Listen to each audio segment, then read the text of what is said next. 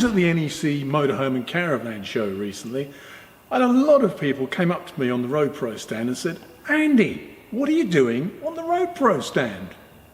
Well, it's time to come clean. I actually work at Road Pro. In fact, I own Road Pro.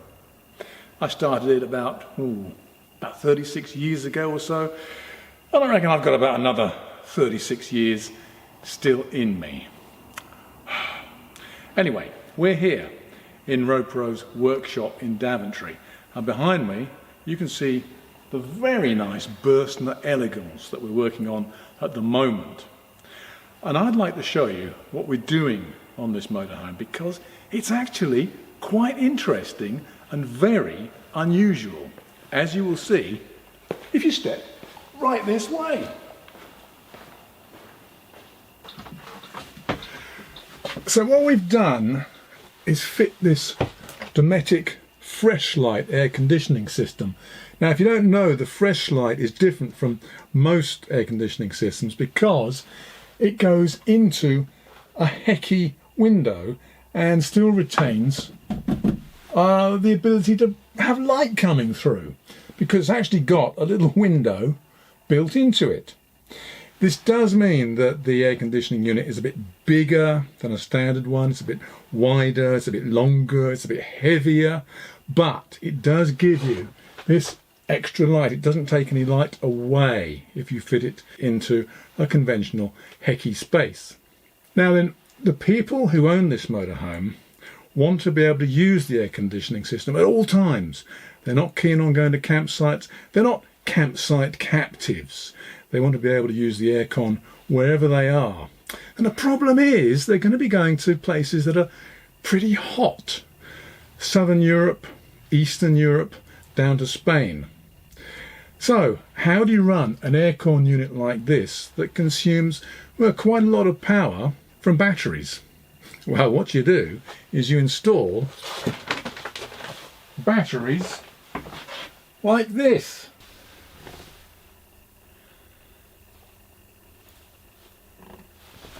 Now these are 3 NDS 3-Lion lithium batteries, 100 amp hours each. So 300 amp hours in all. It's quite a lot of power. Now, the thing about lithium batteries is that they give you a lot more usable energy than you would get with lead acid batteries. Remember, they want to use these batteries to run their air conditioning unit.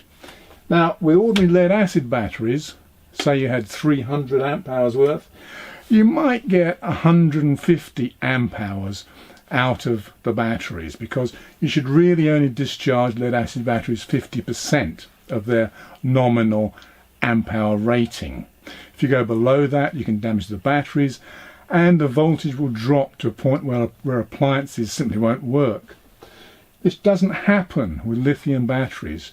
You can take out almost all the amp hours in there. So 100 amp hours, you can take out around, say, 95. You won't damage the batteries, and they're very quick to charge up again as well. Now then, that air conditioning unit uses about 600 watts, which if you divide by 12, that's 12 volts, is about 50 amps. So with 300 amp hours of power in these batteries, you're going to get around 6 hours of use out of the air conditioning unit, even when you're not on hookup.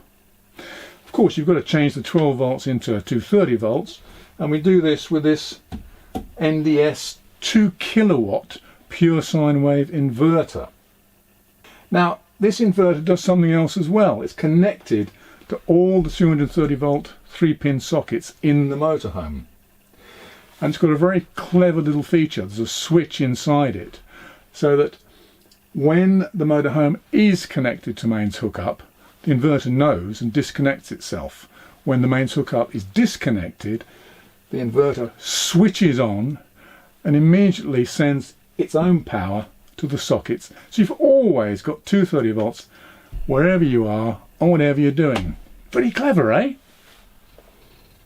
Up here on top of the motorhome, you can see the air conditioning unit.